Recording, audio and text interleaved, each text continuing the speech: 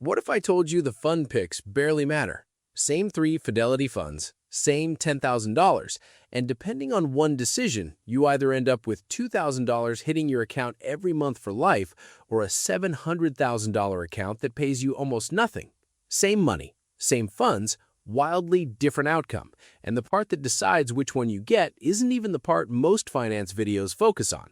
Quick reality check before we start, because the comments on these videos are always full of people doing this math in their head and going, wait, that can't be right. You're not wrong to be skeptical. A flat $10,000 sitting untouched for 30 years with no other money ever added is the cleanest way to compare two strategies, but almost nobody invests that way in real life. Most people add a little every month on top. Get a raise, contribute more, life happens. So everything you're about to see is a baseline, not a promise, not a guarantee, and definitely not financial advice tailored to your situation. I'll show you near the end what happens when you stop treating this like a one-time bet and start treating it like a habit, because that's where the real numbers live. 3 funds, 1 job each. FDVV, the Fidelity High Dividend ETF, is the steady paycheck. Large companies that already throw off real cash, paying you whether the market's having a good day or not. Think Apple, Microsoft, Broadcom, companies so big that even a small slice of their profits adds up to a serious dividend. The next fund is FNCMX.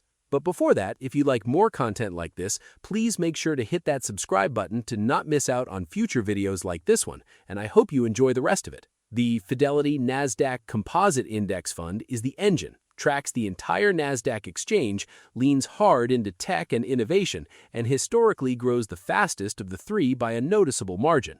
Next one we're looking at is FTIHX, the Fidelity Total International Index Fund, is the seatbelt. Everything outside the U.S., thousands of companies across developed and emerging markets, the part of the portfolio that doesn't care what happens on Wall Street specifically. If the U.S. has a rough decade, this is the piece that's not entirely along for that ride.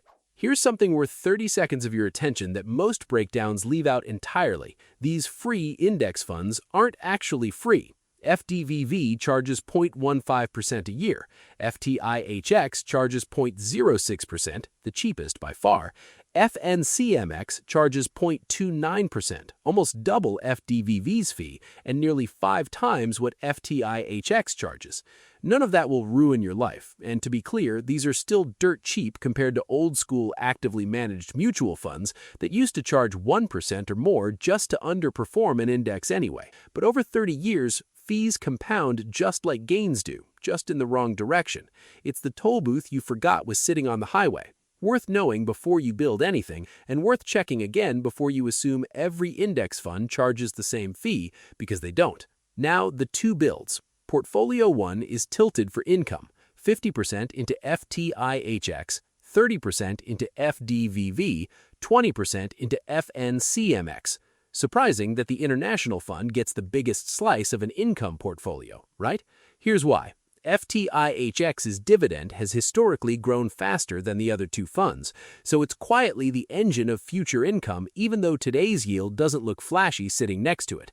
FDVV supplies the cash you'd actually see hit your account right now, the immediate paycheck. FNCMX, at just 20%, is there so the account doesn't completely stall out over 30 decades, a small growth anchor, not the main event. Before we move on, these are the parameters used for the projection. There's quite a bit going on here, so don't hesitate to pause and check everything out at your own pace. Run that for 30 years and the projection lands around $416,000, paying out roughly $2,048 a month by year 30. Sounds incredible, and this is exactly where I want to slow down, because this is the part nearly every video gets people excited about and then walks away from too fast, and it's also the part that gets the most confused comments underneath every version of this video. That $2,048 is gross, before taxes. If those dividends are sitting in a normal taxable brokerage account, and they're the qualified kind, which most large U.S. dividend payers are, the IRS still wants a cut. 0, 15, or 20% depending on your total income. For a lot of regular working people, that 15% bracket is the realistic one. Run $24,577 a year in dividends through a 15% tax, and you lose roughly $3,686 of it, turning your $2,048 a month into something closer to $1,740 landing in your actual bank account. That's not a rounding error. That's the difference between a number that sounds amazing on YouTube and a number that's true on your bank statement when you check it in real life. Here's the fix, and it's the single most useful thing in this video. Put this exact same portfolio inside a Roth IRA instead of a normal taxable brokerage account, and that tax bill disappears completely, permanently, for the life of the account. Same funds, same weights, same 30 years, and now $2,048 really is $2,048 every single month, untouched by the IRS. A taxable account is a bucket with a slow drip out the bottom. A Roth IRA is the same bucket with the hole welded shut. If you remember nothing else from this video, just remember this, because it changes the real-world value of every number you're about to see. Now, Portfolio 2, the one built to grow as big as possible instead of paying you along the way. Flip the weights almost completely, 70% into FNCMX, 20% into FDVV, only 10% into FTIHX.